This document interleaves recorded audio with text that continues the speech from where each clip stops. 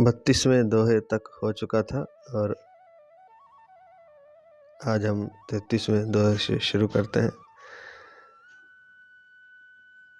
राम जी ने हनुमान जी से पूछा कि लंका को कैसे जलाया और समुद्र कैसे पार किया, तो हनुमान जी कहने लगे कि इसमें मेरी कुछ बड़ाई नहीं है, ये सारी बड़ाई आपकी है, आपकी प्रभुता है, आपका बल है, आपकी शक्ति है। मैं तो मात्र माध्यम था, बंदर की तरह उछल कूद करता हूँ और इधर से उछला उधर उछला। जैसे बंदर में शक्ति जो है परमात्मा की होती है, परमात्मा ही सब जीवों को शक्ति देता है, तो उसी कारण कुछ कर पाते हैं। तो ऐसे ही मैंने भी लंका जलाने का और सिंधु पार करने का जो कार्य किया है वह आपकी शक्ति से है प्रभु, आपकी प्रभुता से हुआ है। और कहने लगे, ता कहूँ प्रभु कछु अगम नहीं, जा पर तुम अनुकूल, तब प्रभाव बढ़वा नली, जारी सकई खलुतूल। हे प्रभु, उसके लिए कुछ भी कठिन नहीं है जिस पर आप प्रसन्न हो, जिसके आप अनुकूल हो। जैसे कि रुई स्वयं छोटी सी होती है और स्वयं जलने वाली होती है, जल्दी से जल जाती है, लेकिन कई बार वही जंगल में पूरे जंगल को जला डालती है। जो स्वयं जलने वाली है, स्वयं जल जाती है, लेकिन वही रुई पूरे जंगल को, बड़वानल को जला सकती है। बड़वानल कहते हैं जंगल की आग को। तो तब प्रभाव बड़वानली, जारी सकई खलुतूल, ता कहूँ प्रभु कुछ अगम नहीं, जा पर तुम अनुकूल। हे प्रभु, उसके लिए कुछ भी मुश्किल नहीं है जिस पर आप अनुकूल हो, जिस पर आप कृपा करें। नाथ भक्ति अति सुखदायिनी, देहु कृपा करी अनपायनी। हे नाथ, आप अपनी भक्ति दीजिए जो कि सुख को देने वाली है। सुख को देने वाली इस संसार में केवल मात्र एक ही वस्तु है, वह है भक्ति, वह है भगवान का नाम। इसके अलावा सब कुछ दुख देने वाला है। हाँ, लेकिन भ्रम पैदा होता है कि कोई चीज़ हमें मिल जाएगी तो हमें सुख हो जाएगा, लेकिन कुछ देर उस भ्रम के कारण जो हमारे मस्तिष्क ने, हमारे मन ने मान लिया था कि इससे सुख मिलेगा, तो कुछ देर उस भ्रम में रहता है। लेकिन जैसे ही वास्तविकता पता चलती है कि सुख नहीं है, तो हर वस्तु का, हर व्यक्ति का पता चल जाता है कि किसी चीज़ में सुख नहीं है। तो हे नाथ, केवल मात्र सुख देने वाली अपनी भक्ति दीजिए जो कि हमेशा स्थिर रहती, निश्चल भक्ति, अनपायनी, जो एक बार आ जाए फिर कहीं जाती नहीं है। निश्चल भक्ति दीजिए। सुनि प्रभु परम सरल कपिवानी, एव मस्तु तब कहु भवानी। एव मस्तु तब कहु भवानी। तब रामचंद्र जी ने हनुमान जी की अत्यंत सरल वाणी सुन करके कहा, एव मस्तु, अर्थात ऐसा ही होगा। एव मस्तु तब कहु भवानी। हे भवानी, भगवान शिव माता पार्वती को कथा सुना रहे हैं, तो कहते हैं कि हे भवानी। तब राम जी ने एव मस्तु कहा कि आपको ऐसे ही, अर्थात मेरी अनपायनी, निश्चल भक्ति मिलेगी, स्थिर रहने वाली भक्ति मिलेगी। उमा राम स्वभाव जही जाना, ताही भजनु तजि भावना आना।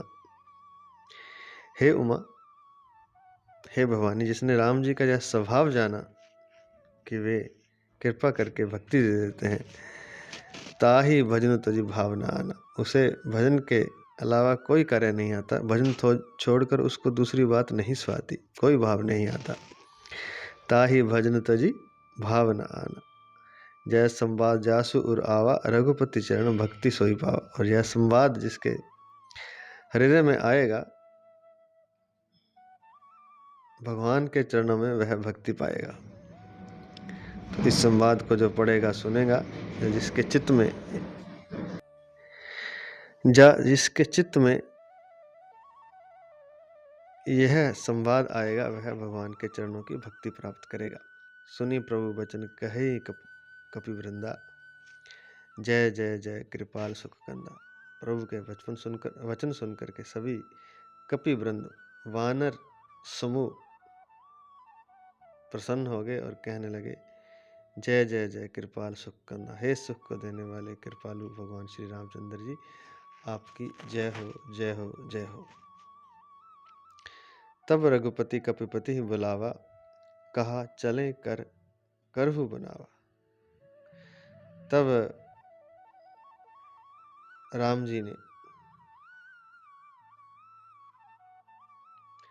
कपिराज सुग्रीव को बुलाया, कपिपति सुग्रीव को बुलाया और कहा कि चलने की तैयारी, कहा चले करहु बनावा, चलने की तैयारी करें लंका कूच करने की। अब विलंब कही कारण कीजिए, तुरंत कपिन कहूँ आयुष दीजिए। अब विलंब किस कारण से किया जाए, क्योंकि पहले तो विलंब इसलिए था कि माता सीता की सुधी नहीं थी, माता सीता का पता नहीं था कहाँ। जब अब पता चल गया है तो विलंब मत करे, तुरंत ही वानरों को आज्ञा दे। कौतुक देखी सुमन बहुवर्षी, नभते भवन चले सुरहर्षि। यह कौतुक देख करके, यह लीला देख करके, रावण वध की तैयारी देख करके, यह लीला चल रही है भगवान की, भगवान को तो सब पता है और वे सब कुछ अपनी आंख के इशारे से कर सकते हैं। उन्हें कोई क्रिया करने की जरूरत नहीं है, प्रत्यक्ष क्रिया की आवश्यकता नहीं है, लेकिन लीला चल रही है तो लीला के हिसाब से कार्य हो रहा है। तो कौतुक देखी सुमन बहुवर्षी, नभते भवन चले सुरहर्षि। तो यह लीला देख करके देवताओं ने आकाश से फूल बरसाए और अपने अपने लोक को चले गए। कपिपति बेगी बुलाए, आए जूथ जूथ। सुग्रीव जी ने शीघ्र ही वानरों को बुलाया और आए जूथप जूथ।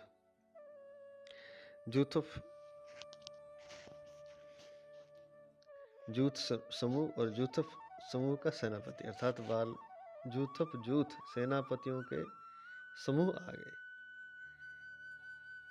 नाना वर्ण अतुल बल वानर भालू बरूथ। अनेक रंगों के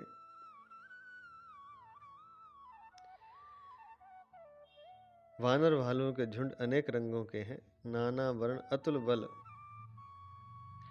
वानर भालू बरूथ, और उनमें अतुलनीय बल है। प्रभु पंद पंकज नावै सीसा, गर्जहि बालू महाबल कीसा। सभी आते हैं और प्रभु के चरणों में सिर नवाते हैं और गरजते हैं भालू और महाबली वानर। बलवान रीछ और वानर गरज रहे हैं, प्रभु के चरणों में आकर के सिर नवाते हैं। देखी राम सकल कपि सेना, चितई कृपा करी राजीव नैना। राम जी ने वानरों की सारी सेना देखी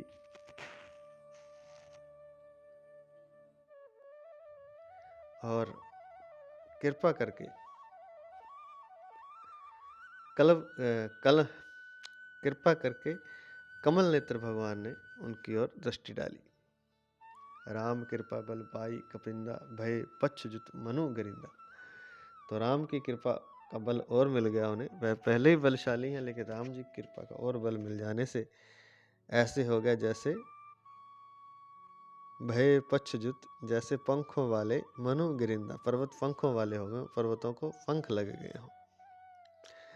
हर्षि राम तब कीन प्रयाना, सगुन भय सुंदर शुभ नाना। तब राम जी ने हर्षित होकर के प्रस्थान किया, कूच किया और अनेक सुंदर और शुभ शकुन होने लगे। जासु सकल मंगलमय कीति, तासु प्यान सगुन यह नीति।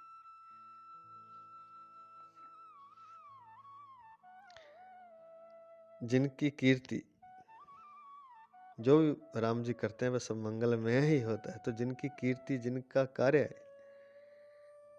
सब मंगलों से पूर्ण है, उनके प्रस्थान के समय तासु प्रयाण सगुन यह नीति।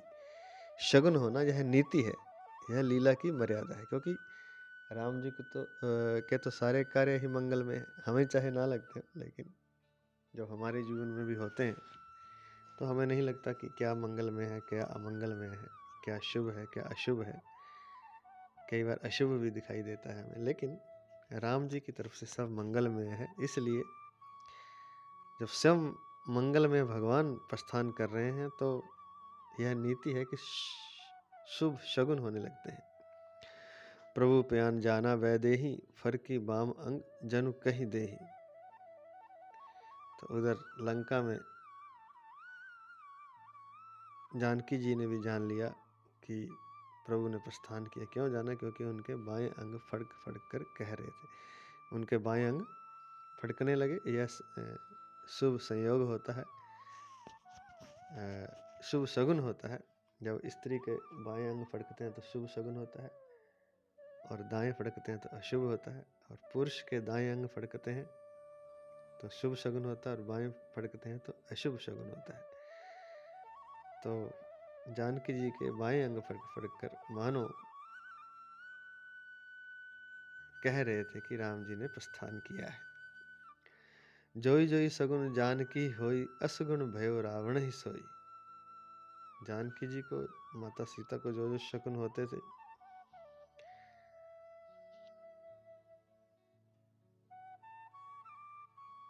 वही रावण के लिए अपशकुन हो गए। चला कटको वरने पारा, गरजहि बानर भालू अपारा। सेना चली, कटको मैंने सेना, उसका वर्णन कौन कर सकता है? उसके वर्णन का पार कौन पा सकता है? गरजहि बानर भालू अपारा। बानर और भालू अपार गर्जना कर रहे हैं। नख आयुध गिरिपाद पधारी, चले गगन मही इच्छाचारी। नख आयुध, जिनके शस्त्र जो हैं, हथियार जो हैं, उनके नाखून ही हैं।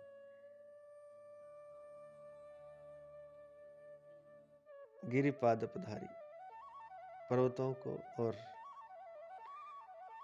वृक्षों को धारण करने वाले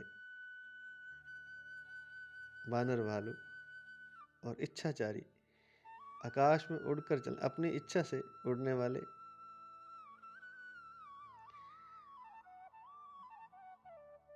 कोई तो पृथ्वी पर चल रहे हैं और कोई आकाश से उड़कर जा रहे हैं। और उनके हथियार क्या हैं? उनके नाखून बड़े बड़े हथियार हैं। उन्होंने पर्वत उठा रखे हैं, वह हथियार है।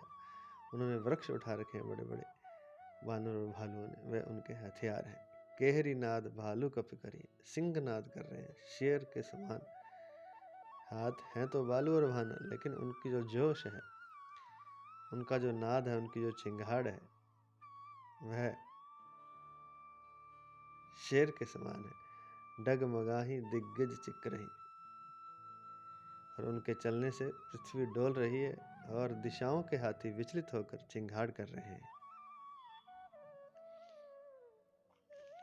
चिक्करही दिग्गज डोल में ही गिरलोल सागर खरबरे, मन हर्ष सब गंधर्व सुरमुनि नाग किन्नर दुख डरे। कटकटही मरकट विकट भट बहु कोटि कोटि न धावही, जय राम प्रबल प्रताप कौशलनाथ गुणगण गावही।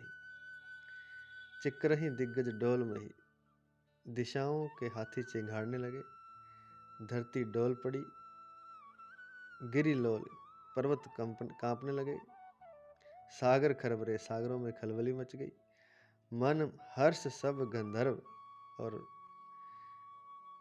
सबके मन में हर्ष हुआ, प्रसन्नता हुई। किन किन के? सब गंधर्व सुर मुनि नाग किन्नर, गंधर्व सुर देवता मुनियों के मन में, नाग किन्नर सबके मन में हर्ष हुआ, और उनके दुख टले। कटकटही मरकट विकट भट, जैसे बंदर कटकटाते हैं दांत एक दूसरे से, तो उस तरह से बंदर कटकटा रहे हैं। कटकटही मरकट विकट भट, बड़े बड़े भारी बानर योद्धा कटकटा रहे हैं, अर्थात आवाज कर रहे हैं बंदर की तरह। बहु कोटि कोटि न धावई, और करोड़ों ही दौड़ रहे हैं। अनेकों करोड़ों भयानक वानर योद्धा कटकटा रहे हैं और करोड़ों ही दौड़ रहे हैं। जय राम प्रबल प्रताप कौशलनाथ गुणगण गावे। और भगवान श्री राम जी के गुण गाते हुए जय राम बोलते हुए श्री रामचंद्र की जय हो ऐसा पुकारते हुए वे राम जी के गुणों को गाते हुए चल रहे हैं। सही सकी न भार उदार अहिपति बार बारहि मोहई। गह दसन पुनि पुनि कमठ पृष्ठ कठोर सो किमि सोहई। रघुवीर रुचिर प्रयाण प्रस्थिति जानि परम सुहावनी। जनु कमठ खर पर सरपराज सो लिखित अबिचल पावनी। सह सके न भार उदार। श्रेष्ठ और महान अहिपति शेष जी बार बार ही सोहई। तो उनका जो भार है इन योद्धाओं का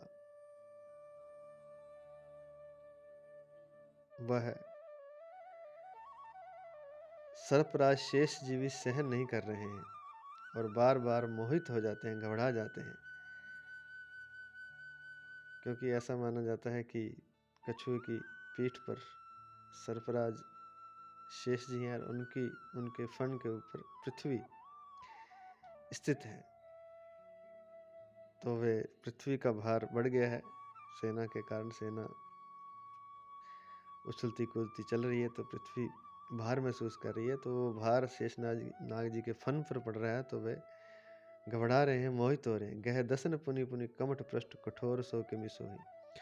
और वो नीचे जो कछुआ है उसकी पीठ को दांतों से पकड़ते हैं और ऐसे लग रहा है कि वहां कुछ लकीर सी खींच रहे हैं। गह दसन अपने दांतों से पुनि पुनि बार बार कमठ पृष्ठ कठोर। कछुए की जो कठोर पीठ है उस पर वो दांतों से उसको पकड़ते हैं, अर्थात वो भार के कारण ऐसा हो रहा है, भार सहन नहीं हो रहा। तो ऐसा लग रहा है, कवि कहते हैं कि तुलसीदास जी कहते हैं रघुवीर रुचिर प्रयाण प्रस्तुति जानी परम सुहानी। ऐसा लग रहा है कि रघुवीर श्री रामचंद्र जी के सुंदर प्रस्थान की प्रस्थिति को परम सुहावनी जानकर जनु कमठ खर पर सरपराज सो लिखित अबिचल पावनी। जैसे कि कछुए की कठोर पीठ पर सरपराज कुछ लिख कह रहे हैं कि राम जी के प्रस्थान को जैसे कि कछुए की पीठ पर लिख रहे हैं। अविचल पावनी, अविचल अचल पवित्र कथा, क्योंकि कछुए की पीठ पर क्योंकि पत्थर की तरह होता है और पत्थर पर जो लिखा जाए वो कभी मिटता नहीं है, तो पत्थर की लकीर हो जाता है। तो ऐसे लग रहा है कि सर्पराज भगवान के सुंदर प्रस्थान को सुहावना जानकर कछुए की पीठ पर लिख रहे हैं, ऐसी कवि की कल्पना है। एहि विधि जाई कृपा निधि उतरे सागर तीर। जह तह लागे खान पल भालू विपुल कपिवीर।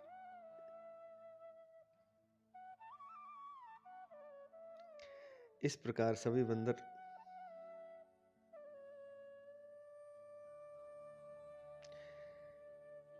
इस प्रकार यही विधि जाई कृपा निधि, इस प्रकार कृपा निधि श्री राम जी समुद्र तट पर जा उतरे। जहाँ तह लागे खान पल भालू विपुल कपिवीर। और जहाँ तक, क्योंकि वहाँ भोजन का तो इंतजाम कोई था नहीं, साथ में कोई भोजन बनाने वाला, राशन वाला, तो ऐसा कोई सिस्टम नहीं था। तो जहाँ भी वो समुद्र किनारे फल फूल जो भी उनको मिला वो उन्होंने खाया। जहाँ तह लागे खान फल भालू विपुल कपिवीर। तो अनेकों रीछ वानर, बड़े बड़े योद्धा, तो वहाँ जो भी उनको फल आदि मिले वह उन्होंने खाए। इस तरह से सागर के किनारे पहुंच गए, अर्थात सागर अभी पार करना है, उसके इस पार पहुंच गए। वहां निशाचर रही इस शंका, जब ते जारी गयु कपिलंका। निज निज गृह सब करें विचारा, नहीं निश्चर कुल के वारा। तो राम जी की सेना तो समुद्र तट पर आ गई और उधर लंका में जब से हनुमान जी जला के गए हैं लंका को, तब से राक्षस भयभीत रहने लगे। वहां निशाचर रही से शंका, तब ते जारी गयो कपिलंका। निज निज गृह सब करें विचारा, नहीं निश्चर कुल केर उबारा। सब अपने अपने घरों में विचार करते हैं कि अब राक्षस कुल का कोई बचने का उपाय नहीं है। तासु दूत बल वर्ण्य न जाई, तही आए पुर कवन भलाई। जिनके दूत का ही बल वर्णन नहीं किया जा सकता, वो जब स्वयं उनके स्वामी आ जाएंगे तब भलाई कैसे होगी। दूतनी सन सुनि पुरजन बानी, मंदोदरी अधिक अकुलानी। दूतियों से जब उसने मंदोदरी ने समाचार सुना कि इस तरह से लोग विचार कर रहे हैं, तो मंदोदरी अधिक व्याकुल हो गई। रहसी जोरी करपति पग लागी, बोली वचन नीति रस पागी। तब वह एकांत देखकर अपने पति के चरणों में पड़ी और बोली कि कंत करश हरिसन परिहरु, मोर कहा अति हित धिय धरु। हे कंत, हे नाथ, श्री हरि से, भगवान से विरोध छोड़ दीजिए और मेरा कहा अत्यंत हित जानकर हृदय में धारण कीजिए, क्योंकि वे स्वयं भगवान हैं और सारे राक्षस कुल का नाश हो जाएगा। आप मेरा कहा मान लीजिए। ऐसा मंदोदरी ने कहा। शेष कल। जय श्री।